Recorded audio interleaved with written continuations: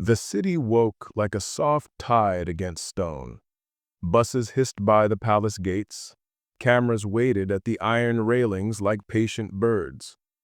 Inside the royal residence of Halvern, the light on the king's desk burned long past dawn.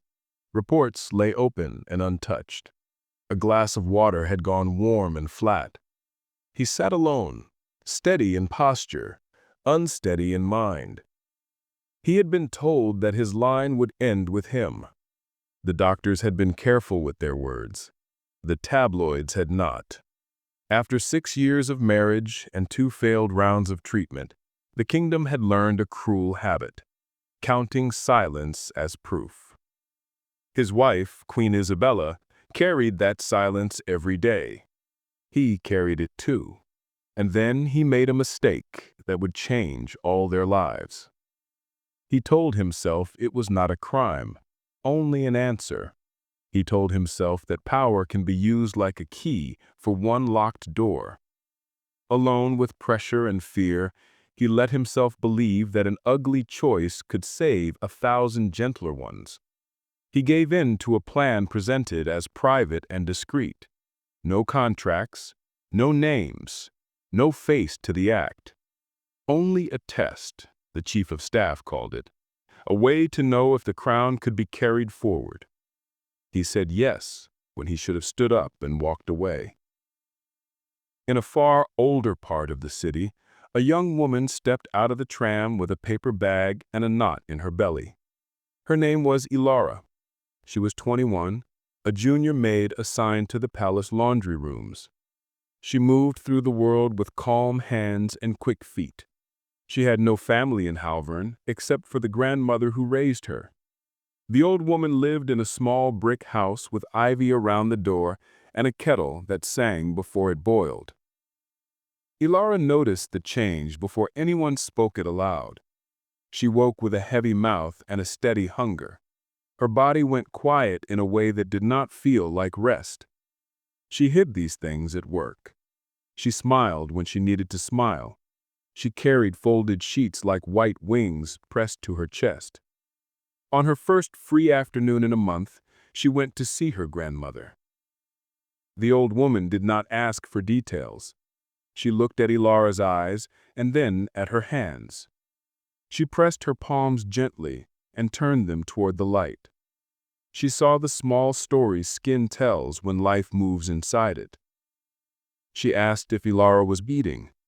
She asked if she was sleeping. Then she told her what Ilara already knew and did not want to believe. Ilara left the house with a small paper bag that held a test she could hardly afford. At a nearby pharmacy, she asked to pay the next day. The pharmacist took her measure and made a face that left a stain on the air. Disgrace, the woman muttered under her breath, as if Ilara had spilled dirt on a clean floor.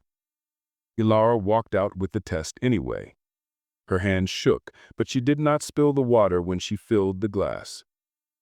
She learned the truth in the small bathroom where light fell in a hard strip across the tile. She sat on the floor with the window open and the winter air moving over her knees. She stared at 2 lines that would not fade. She had no boyfriend. She had no secret lover.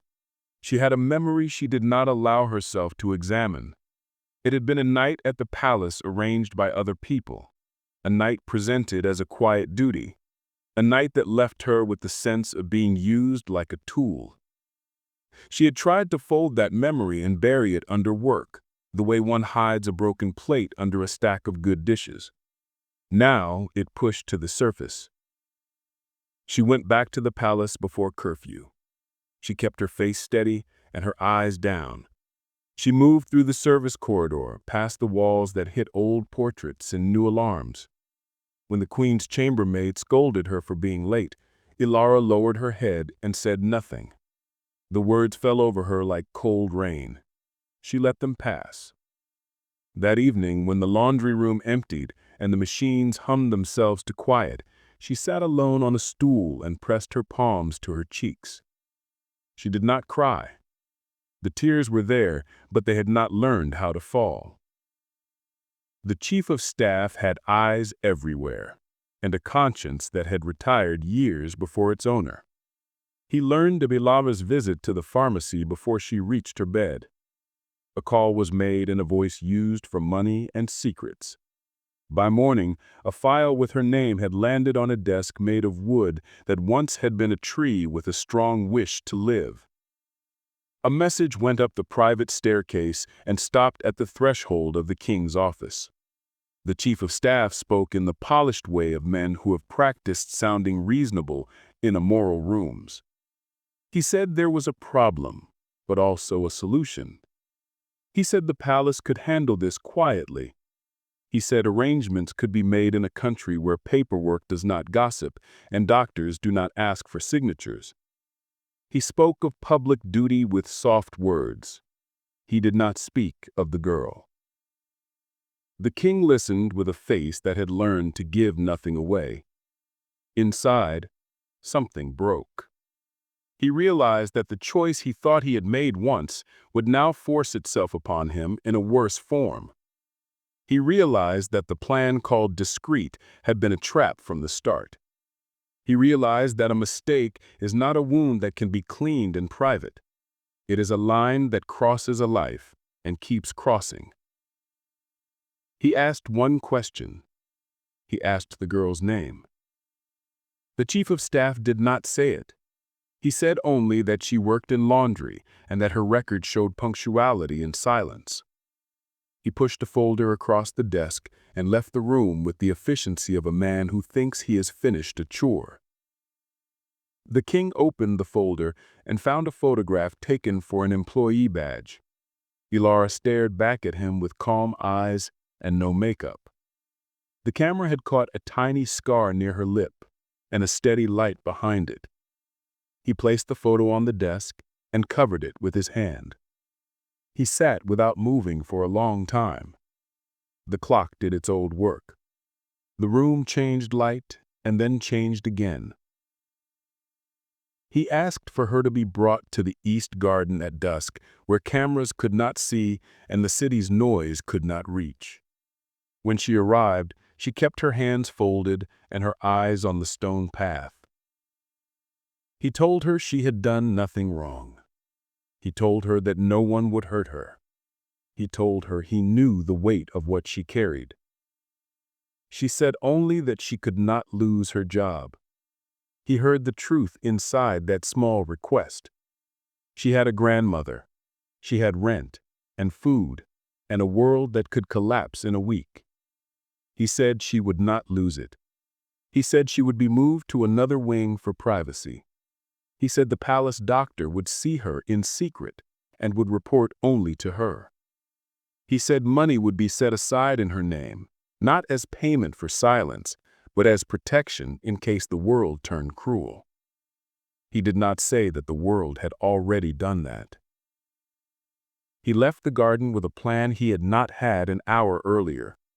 He walked straight into his own staff and told them the plan would not be theirs. He took the file from the chief of staff and put it in the fire before anyone could speak. He informed the man that his service was over. He did not raise his voice. He only removed power from a pair of hands that had used it without care. The queen learned the truth from the man she had promised to love in public and in private. He entered her reading room with a face not designed for secrets anymore. He told her everything. He did not blame other people. He did not excuse himself. He did not hide behind the word pressure. He said he had been afraid and that fear had made him small. He said he had crossed a line and that the line had a face and a name. He said he would accept any choice she made. Queen Isabella heard the story like a slow rain on a day she had hoped would be dry. She stood at the window and watched the gardeners set lanterns along the paths for a state dinner she could not imagine wanting to attend. She said that the crown had turned them both into symbols, then into rumors, and finally into strangers who wore photographs over their real faces. She said that the truth would be told before the truth told itself. She said she needed time. In the weeks that followed, the palace adjusted its schedules around a new silence. Ilara was moved to a small suite near the old library. The doctor came at night with a soft knock and left his notes with Ilara instead of with any file. The king kept his distance by day. He crossed paths with her only once, in a corridor where a window framed the winter sky like a photograph of honesty. He stepped aside to let her pass. She paused long enough to nod once. He nodded back, not as a king, but as a man who owed more than he could repay. The tabloids smelled a storm. They pressed their lenses into space that did not belong to them. A photograph of Ilara leaving a clinic they could not legally name was printed across the front page with a headline that turned a human being into a rumor. Ilara saw it folded on a cart in the service hall. She felt the floor tilt. She walked to the old library and closed the door. She sat among the dust and the dark wood and the scent of leather that had learned the shape of human hands. She breathed until the world steadied. Her grandmother lit candles in the small brick house and spoke to God in a voice used for lost keys and safe returns. She did not condemn. She placed an extra plate on the table every night, as if Ilara might walk through the door and be a child again, and as if an extra plate could protect a girl from a city's mouth. The king called his press secretary. He spoke slowly. He said that a statement must be given, not written by 10 hands, but spoken by one. He said he would stand in front of the people he had sworn to serve and tell them the truth as far as he could, without stealing Ilara's privacy. The press secretary went white around the mouth. He said this was not how things are done. The king said that how things are done had brought them here. He chose a clear day. He stepped out onto the palace steps in a dark suit and no crown. He did not read from a sheet. He spoke like a man asking for a chance to rebuild something he had helped break. He said that there had been a grave error made in private. He said that he was responsible. He said that a palace employee's dignity and safety would be protected by his office and his name. He said that the people had a right to be angry, and that anger, when honest, can sometimes point toward repair. He also said one more thing. He said that the child would not be a secret, and not a scandal, and not a story told by people who do not know how to love. He said he would be a father, not because a bloodline demanded it, but because a child deserves truth and care more than a crown deserves obedience. The world split. Some praised the courage and the sunlight. Some called for his abdication by sundown. Parliament made a noise like furniture being dragged across an old floor. The Queen issued a brief note that carried the quiet strength of a woman who has learned to stand inside storms. She said the monarchy is a human house, and that houses can be rebuilt if people are brave enough to admit where the cracks began. Ilara stayed inside the old library while the city shouted. She read a book about rivers and marked a line with her finger where it said that water does not argue with stone, it finds its way. She felt the child shift for the first time under her hand. She met that small motion with a breath that was longer than fear. When spring came, the palace cherry trees bloomed so hard it felt like a promise. Ilara gave birth in a hospital room with white walls and a window that faced a square where pigeons bothered tourists and school children chased each other with gentle cruelty. The doctor placed a small warm weight on Ilara's chest. The baby opened his eyes and looked like a question mark that had decided to soften into a comma. Ilara pressed her cheek to his hair and felt a kind of peace that does not ask if it is allowed. The king arrived at night. He entered without cameras and without a coat. He stood at the foot of the bed and placed his hand over his heart in a gesture that had no official name. He asked permission with his eyes. Ilara nodded. He lifted the child with the care of a man holding both past and future between his hands. He did not speak. He looked at his son and understood that consequence and grace are not opposites. They are two hands on the same wheel.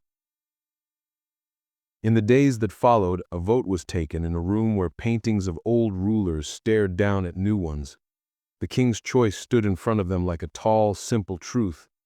He announced that he would step back from the throne and ask Parliament to swear in his brother as regent until the nation decided if it wanted a referendum on the crown. He asked this not to escape, but to restore the palace to a place where children are not discussed like insurance policies. He said that he would remain in service as a private citizen until called otherwise. He said he would raise his son in the city that raised him. The Queen left the palace 2 weeks later. She moved into a townhouse with a small garden and a gate where ivy had already begun to make itself at home. She did not slam any doors, she did not sell any stories. She wrote to Alara once. The note said only that children do not break us, the lies around them do. She wished the child love and safety. She wished Alara calm days. She wished the king enough strength to keep choosing honesty even when it cost him. A year went by, fast and slow. The city changed its topic the way cities do. Alara found a place above a bakery where the mornings smelled like bread. Her grandmother visited with a bag of oranges and a pocketful of advice given in a soft voice. The king moved into a small brick house with a bike chained to the gate.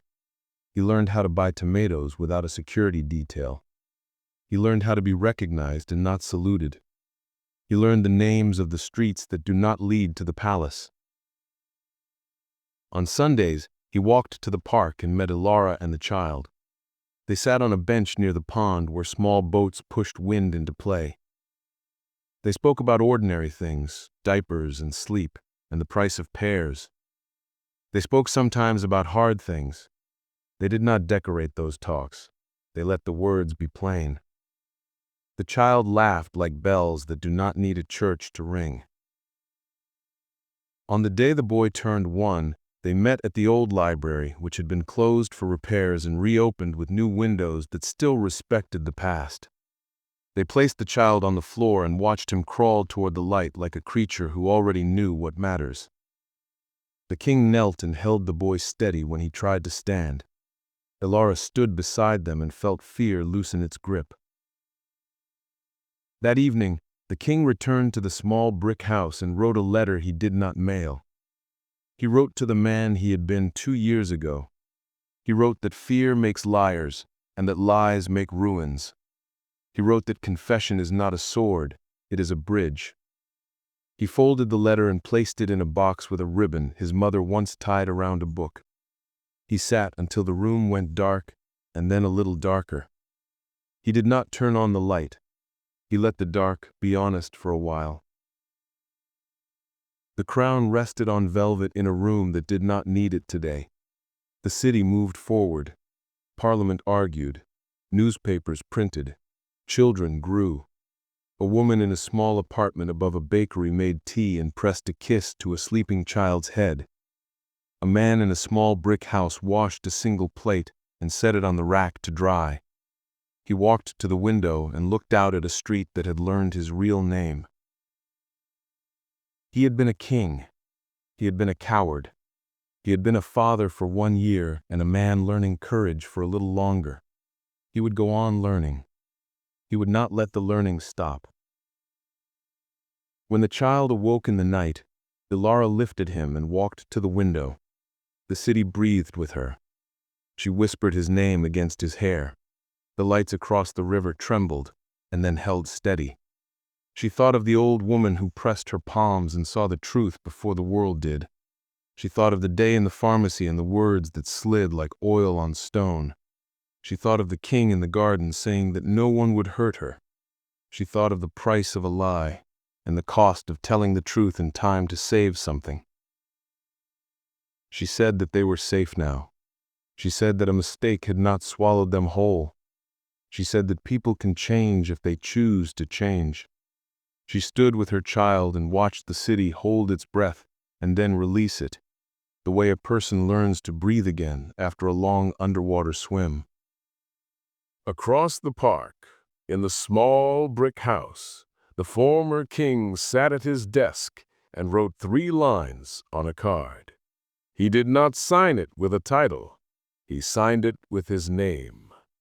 He placed the card in an envelope and addressed it to a door with ivy and a kettle that sings before it boils.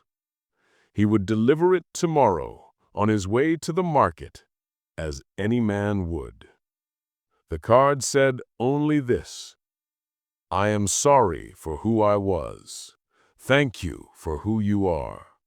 I will spend my days keeping both of you safe." He sealed the envelope and set it by the bowl where he kept his keys. He turned out the light and let the room settle. The city slept.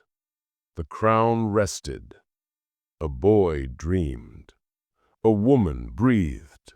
A man kept his promise. And the house of Halvern learned at last that a throne is not the only place a life can be worthy.